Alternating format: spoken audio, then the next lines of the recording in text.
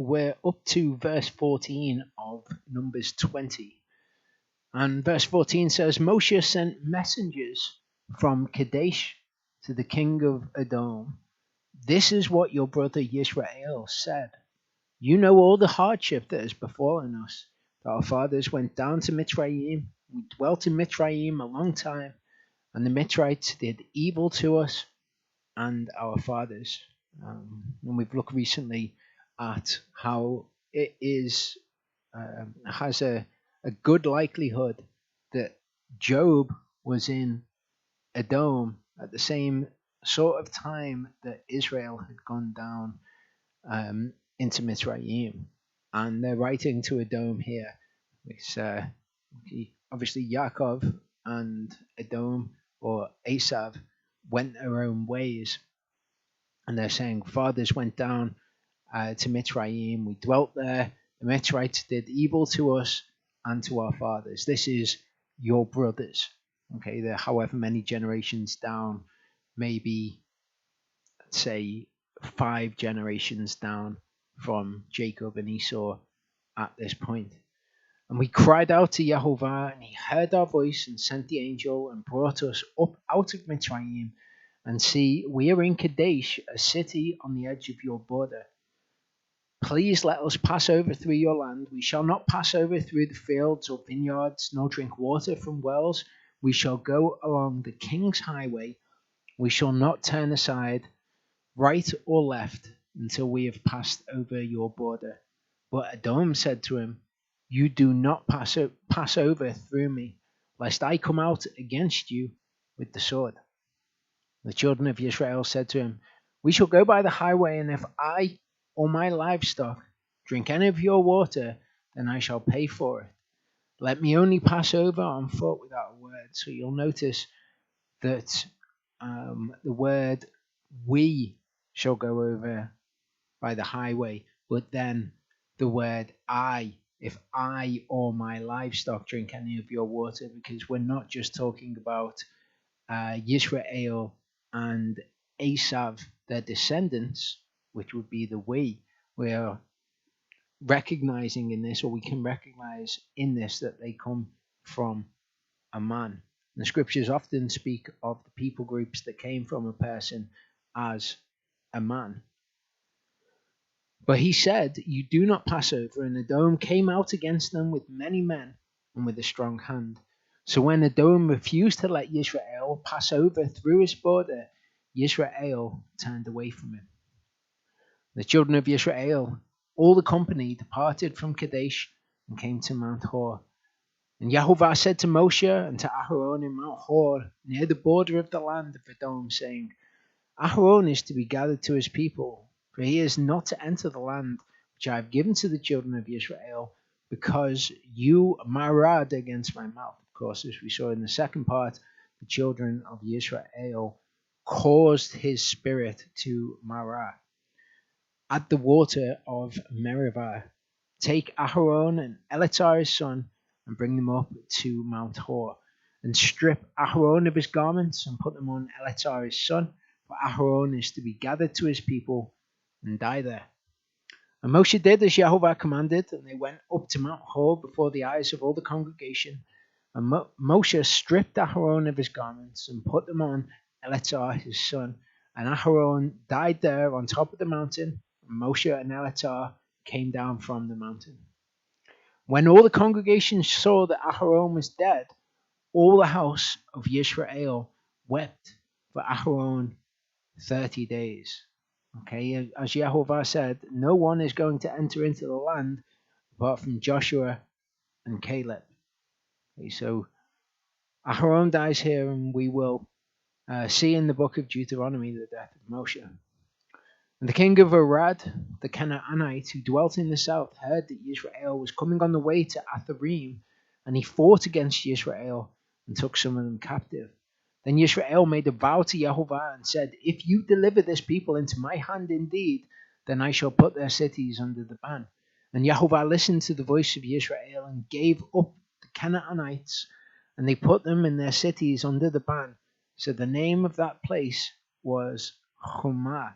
So putting it under the ban is to devote it to destruction. Now, Yehovah has already said that he's going to give them victory over the Canaanites, but at this point, we can see they felt it necessary to make a vow to him in order for him to guarantee them that that would happen. Again, this is indicative of unbelief and of a low regard for his word. They departed from Mount Hor by the way of the Sea of Reeds to go around the land of Edom, but the soul of the people grew impatient because of the way. Okay, we have seen that they've come to Edom and to this guy Arad. And because of this, because of the warfare that they are seeing, they become impatient. And people spoke against Elohim and against Moshe.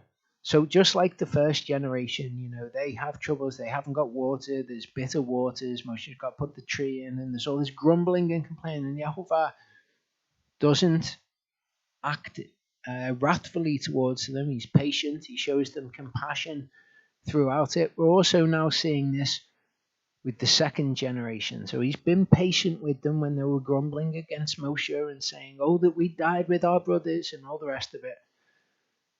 Here, though, things have moved on a little bit, just as it did with the first generation.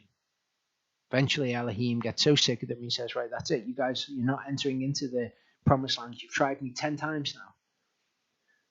He said, for there is no food and no water, and our soul loathes this light bread.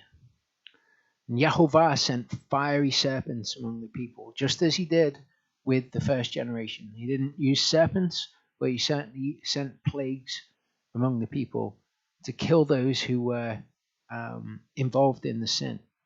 So Yehovah sent Saraf Nachash among the people, and they bit the people, and many of the people of Israel died. Then the people came to Moshe and said, we have sinned, for we have spoken against Yehovah and against you.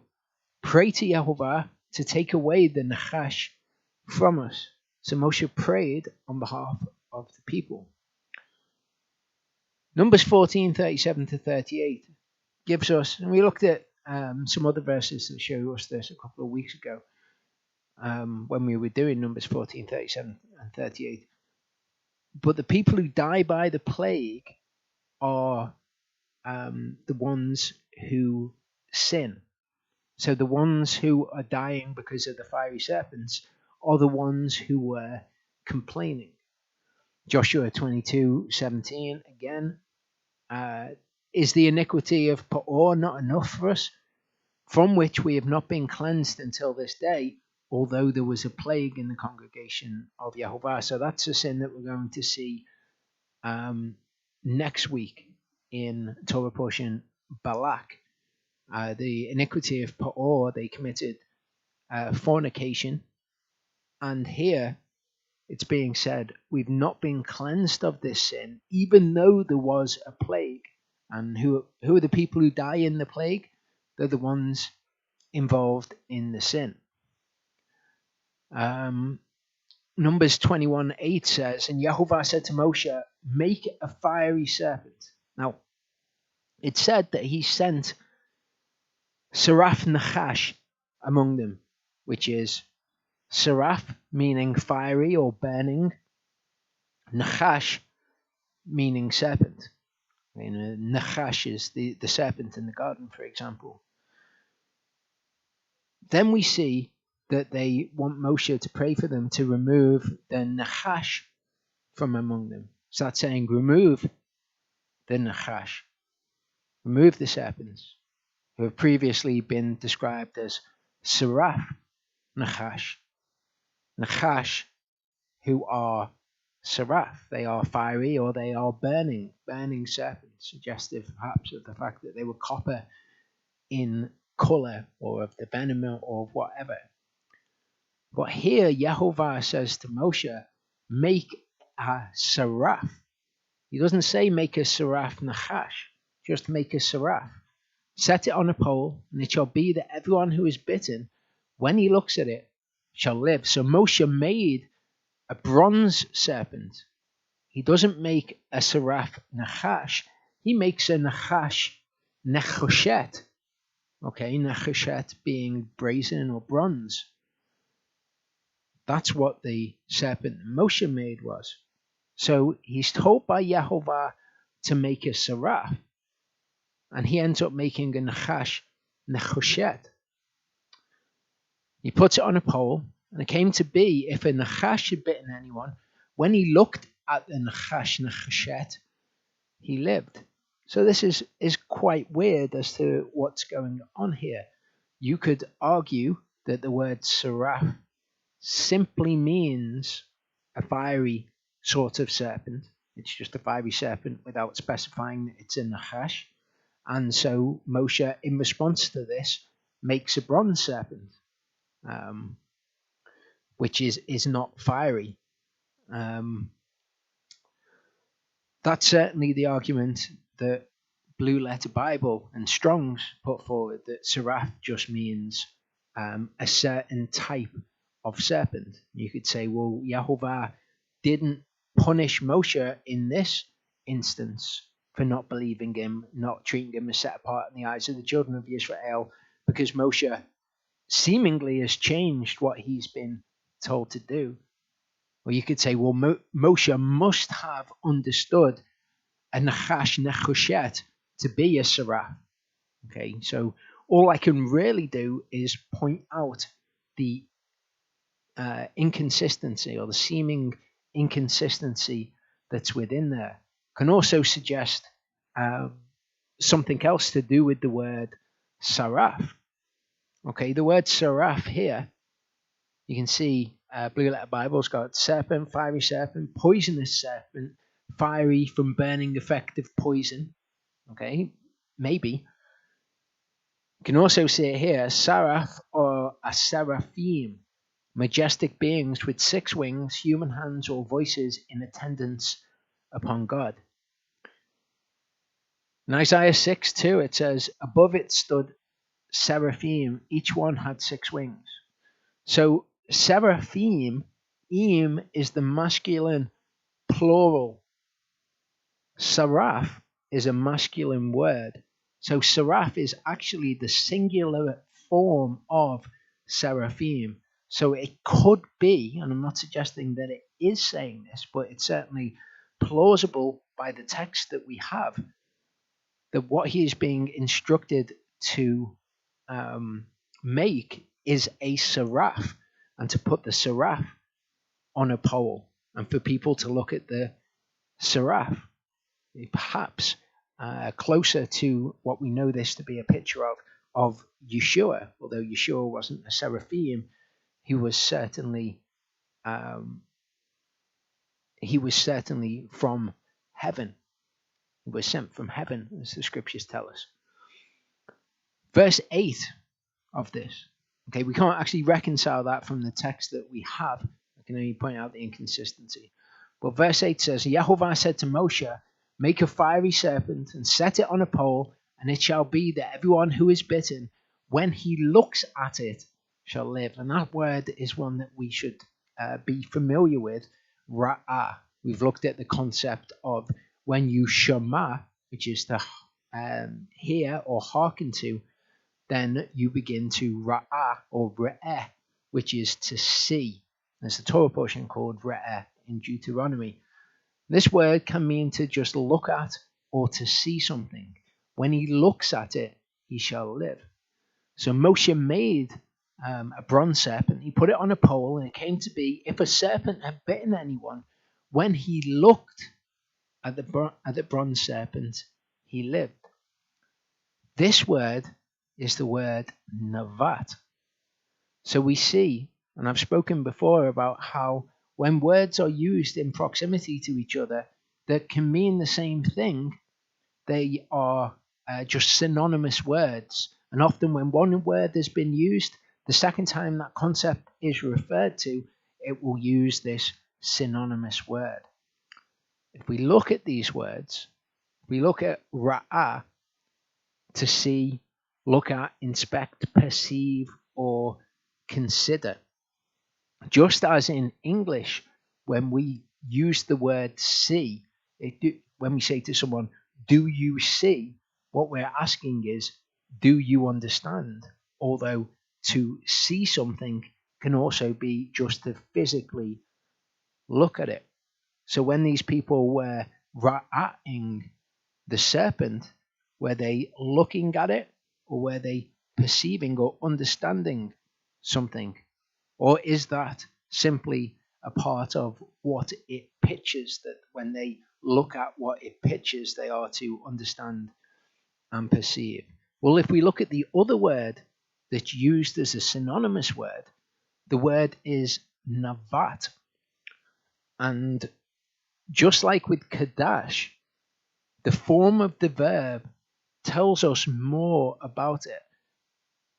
In the scriptures, we see the piel form of the verb. We also see the hefil form of the verb. If it's the piel form, it just means to look at.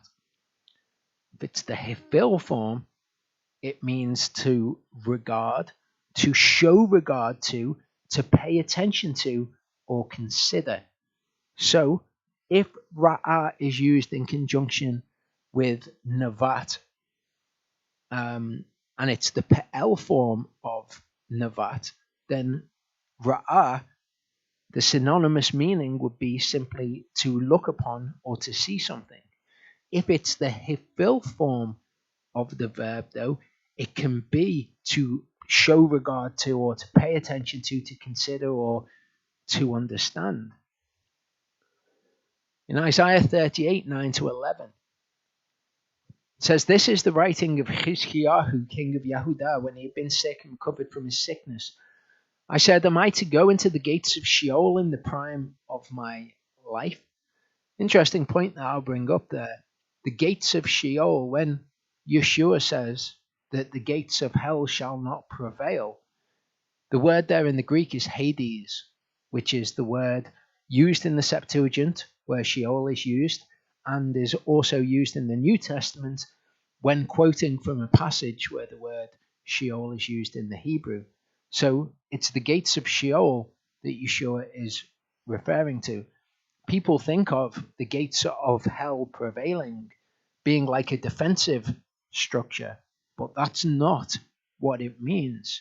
The gates of Sheol is used in Scripture are when we go into Sheol, we are kept in the gates of Sheol. When Yeshua comes, the dead will rise, so the gates of Sheol will not prevail against them. But back to this passage. It says, "Shall I be deprived of the rest of my years? I said, I shall not see Yah in the land of the living. I shall no longer look on man, but the inhabitants of the world." So here we have Ra'ah and Navat used to mean simply to see.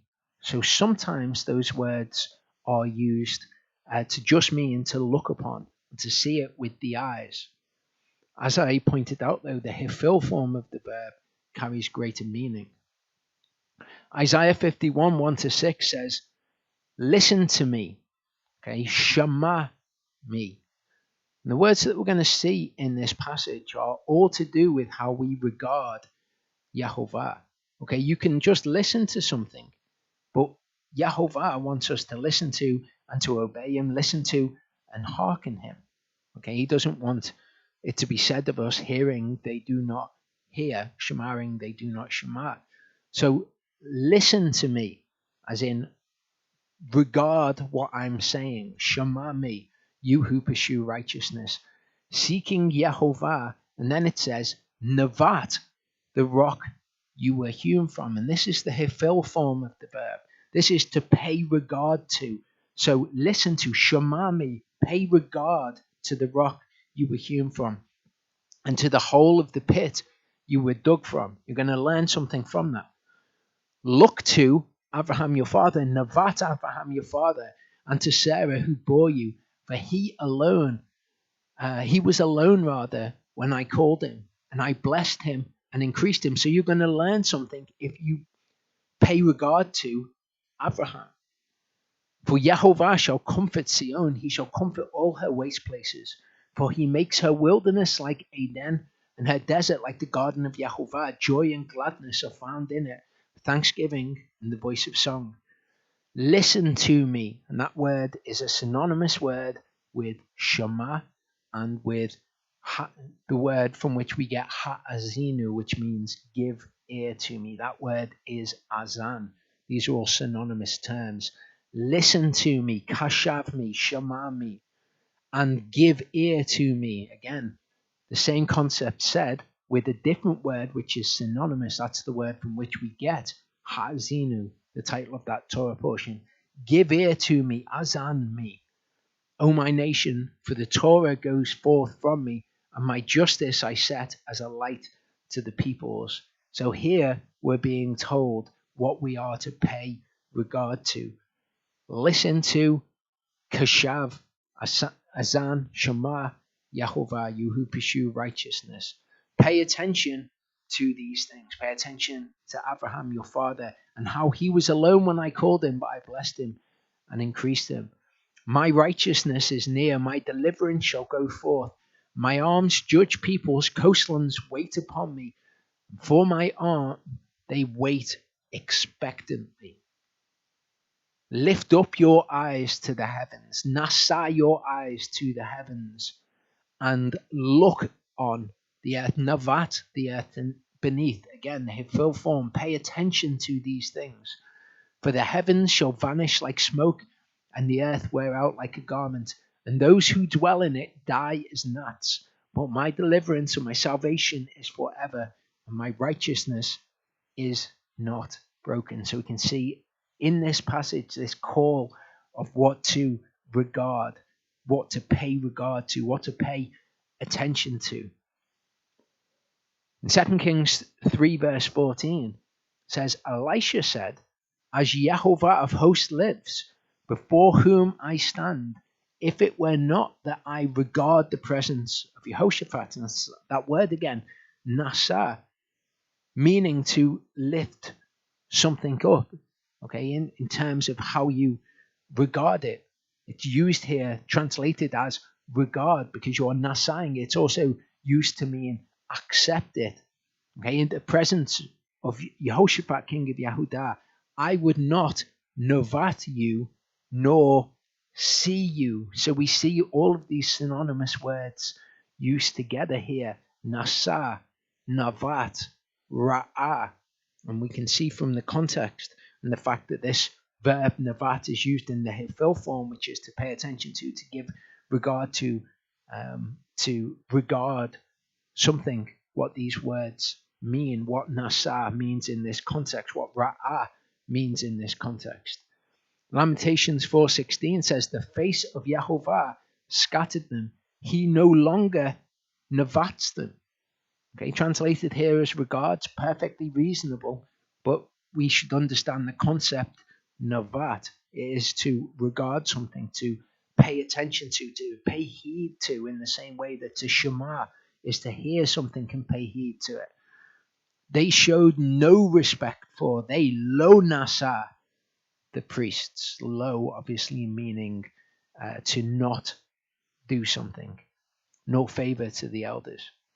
Isaiah 66, 1-2 shows us who Yehovah navats, who he looks to in terms of regarding. Thus said Yehovah, the heavens are my throne and the earth is my footstool. Where is this house that you build for me? And where is this place of my rest? All these my hands have made, and all these exist, declares Yehovah. Yet to such a one I navat, on him who is poor and bruised of spirit, who trembles at my word. That's who Yehovah pays regard to. That's who he looks to and respects. Amos 5:22 says, though you offer me burnt offerings and your grain offerings, I do not accept them. That's a different word. That's the word ratzah. Nor do I navat your fattened peace offerings. I don't pay any regard to your peace offerings. I don't look at them and pay any heed to them. Psalm 119, 5-6. Oh, that my ways were established to guard your laws. Then I would not be ashamed when I navat all your commands. Not when I look on them, because people can look at the word and read the word, but not nevat it. But when I guard your laws, the word there is shamar, to cherish, to treasure something, to protect it, to guard it. When I nevat your commands, when I respect and pay regard to and pay heed to all your commands. Psalm 13 verse 3 says, look, answer me, but the word is nevat, pay regard to me, acknowledge me, sort of thing. Remember me would be another word that you could use there. Answer me, O Yehovah my Elohim, enlighten my eyes, lest I sleep in death. Lamentations 5 verse 1, remember, O Yehovah. To remember in Hebrew is to bring something to the forefront of your mind. It is to nevat it. It is to pay regard to it. Remember, O Yehovah, what has come upon us. Nevat and ra'ah, our approach. It's not just to see what's going on with us. That's kind of the first part of what has to happen. But when you look and see, pay regard, pay attention to, remember us, Yehovah. So nevat and ra'ah used here again in proximity to each other as synonymous words, just as they are in our passage where the people have to look at the bronze serpent and nevat it. Isaiah 22 verse 11 says, and you dug a ditch between the two walls for the water of the old pool, but you have not looked to its maker. Obviously, that's not talking about them trying to go up into heaven and catch a glimpse of Yehovah. They have not regarded its maker. They've not given regard to, they've not given respect to its maker. Nor have you seen him who fashioned it. It doesn't mean that no one's ever seen him. It's saying that they've not paid regard to him. Again, it's used synonymously with nevat, in proximity, in conjunction with it. Okay, this is the word epiblepo. This is the word which is used in the Septuagint for nevat in the passage that we just looked at, where they have to nevat the fiery serpent. This is the word that the translators chose to translate that with in the Septuagint. To turn the eyes upon, to look upon, gaze upon, to look up to regard, to have regard for, to regard. Again, it's got the same meaning as nevat. Regard or have respect to. This is what Yehovah wants us to do to him. Moshe did not do this to him and therefore was unfaithful to him. He rebelled against him. And Yehovah then did not pay regard to Moshe. He avad Moshe in respect to whether or not he would enter into the land. The same is true of Yeshua. Okay, the same is true of what it means to look to him, what it means to know him, what it means to fear him, what it means to love him. All of that, those words in English are all words that we can view in a very cold way. We can do all of those things without regarding him, without regarding his word. You know, we can love him in the sense of, oh, he's great, isn't he? I love him. But that is loving him without regarding him. Just as you can nevat without nevating in the hifil form of the verb, which is to pay respect to respect something in the first place. If you don't do what Yehovah says for you to do, you don't respect him and you don't respect his word. You might think that you love his word. You might think that you know him. You might think that you have looked to him and his word. You've read his word, but you've done so without truly seeing, without truly hearing, without regarding. So one's not healed by merely looking at or to Yeshua. Yehovah is concerned with whether we regard Yeshua, whether we highly esteem his word rather than lightly esteem it, to not regard it, to not pay respect to low navat his word, to cherish his word. All of these words mean the same thing. They've got the same connotation, which comes all the way through the scriptures. Everything that Yehovah is asking us to do is concerned with how we regard him. And you can encapsulate that entire concept with the concept of whether or not you believe him. Many look on his word. Many see his word. They read his word. They do not regard it. They do not treat the word as holy in the eyes of anyone else. They have no regard for the word, whatever they profess. Again, with Moshe, Yehovah saw right through those actions, and he said, "You do not regard me. You did not believe me to treat me as holy in the eyes of these people." He saw what his heart is, and he will do exactly the same to each one of us, no matter what we profess. Whether or not we regard his word is what will be important. John 3:14-15 says, "And as Moshe lifted up the serpent in the wilderness, even so the Son of Adam has to be lifted up, so that whoever is believing in him should not perish, but possess everlasting life." That's what they had to do with the serpent in the wilderness. That's what those instructions mean in the Hebrew. Okay, they had to look at in terms of regard.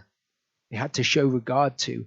And that is phrased here in the New Testament of what we're to do in exactly the same way as the serpent in the wilderness with the Son of Man, Yeshua. Whoever believes in him, that is what it is to Navat, to Shema, all of these things, should not perish, but possess everlasting life.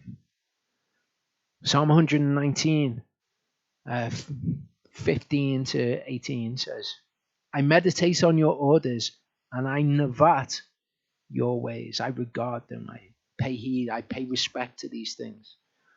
"For I delight myself in your Chukat. I do not forget your word. I remember your word. I bring it to the forefront of my mind because I regard it." I don't just act divorced from your word and then think about it later. I bring your word to mind. "Do good to your servant. Let me live, and I cherish your word. Open my eyes that I might navat wonders from your Torah." Open my eyes so that I can regard these things that are in your Torah, so that I can value these things in your Torah. So we don't want to ma'al Yehovah. We don't want to act unfaithfully towards him. We don't want to avar his Torah or his covenant or him, to just be beyond him, to be past it with Yehovah, to pay no regard to in that sense. We don't want to bazar his word either, which is to lightly esteem his word. We want to regard it. We want to highly esteem it. We want to kadash Yehovah in terms of we want to treat him as holy in the eyes of other people. We want to ra'ah and navat Yehovah, Yeshua, the word. We want to regard those things, to respect them, to value them. We want to nasa them. We want to lift them up. We want to accept them. Told in the parable of the sower, those who bear much fruit are those who hear the word and nasa it, those who accept it. We want to shema, azan, or kashav, those synonymous words which mean to hear and hearken to. Hear and hearken to his word. Look and pay regard to his word. And this is the attitude of mind of belief. That's what it is to believe. That's why the bronze serpent in the form of Yeshua, as it was a picture of, is encapsulated by saying those who look upon him and believe shall not perish. Shall we pray?